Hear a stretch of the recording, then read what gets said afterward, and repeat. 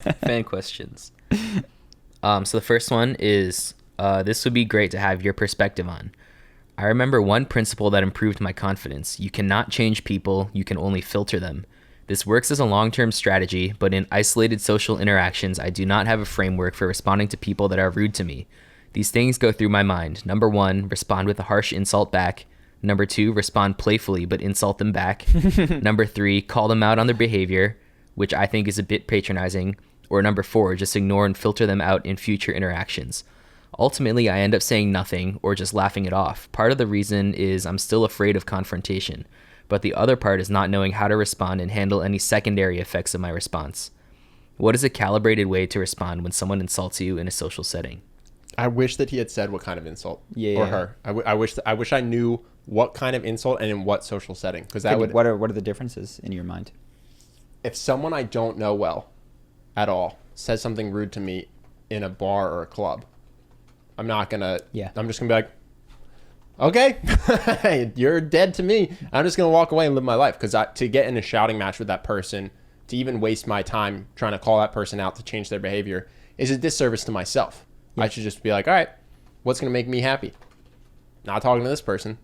If a very close friend of mine, or let's say even the significant other of a close friend of mine, right? So someone like inextricably tied to my social circle, but who I might not necessarily like myself, was to do something, what I'd probably do is just like chill in the moment so as not to make a scene, and then pull the person aside and call them out, because I don't want to have to deal with that all the time. Because again, I'm just looking out for my own happiness, and I want them to know that I will call it out in the future, but I can't filter them out because they're my really good friend's girlfriend and they're going to be around or whatever it is. Yeah. You know what I mean? So Yeah. my behavior is going to change depending on the specifics. And how But much you're likely to see that person again, it sounds like. yeah, I'm not one to like, first of all, like most people don't just randomly shout insults at me. I don't know what this person's community is like, but I can go a whole day without being insulted to my face, at least. Unless if you I don't go read the under comments. comments. But yeah, no. So like my frame is like, what's going to make me happiest in the long run. You know what I mean? And so that's what I try to use. And so if it's someone I can just avoid for the rest of my life with no consequences, I don't even bother making a fuss. Just go, see you never. And then if it's someone who I am going to consistently have an issue with, right?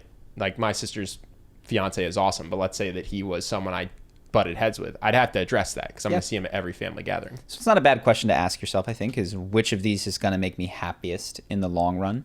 And because I think it's a very particular question, because you also mentioned that you're a person who fears conflict. I was just going to say, happiest after you get over your fear of confrontation. That's a huge one, because a lot of people in the short run, sorry to cut you off, are going to be, they're going to say, well, happiest is just to never have a confrontation. I'll get bullied, I'll shy. Like, I get so uncomfortable with the concept of calling someone out. So I'd say, like, you have to conquer that first so you can come from a place of all these options are equally doable. Yeah. You know what I mean? Well, and also I was even similar to what you had said, was going to go, it might make me happy to get past this fear of confrontation. That was the way I was even thinking about it. So like, okay, if I was past this, I would just ignore it. But because I'm not, I'm going to practice this, because that's going to make me just generally feel more comfortable in situations, better about myself. Like, I'm not so concerned with this.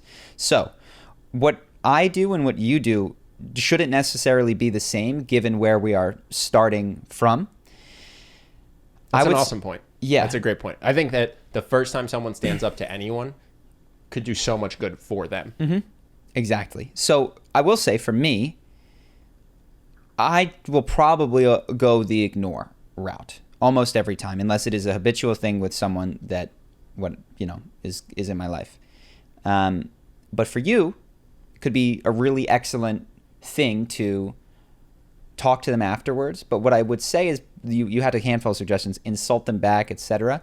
If it's upsetting to you, I don't think that's going to make you happy to hit them back, or like stop this, or even with a sly underdig.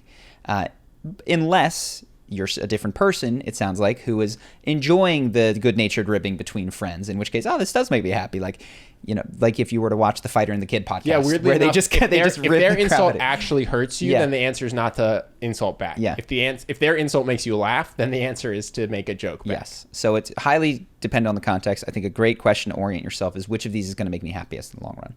And that'll, I think, steer you well.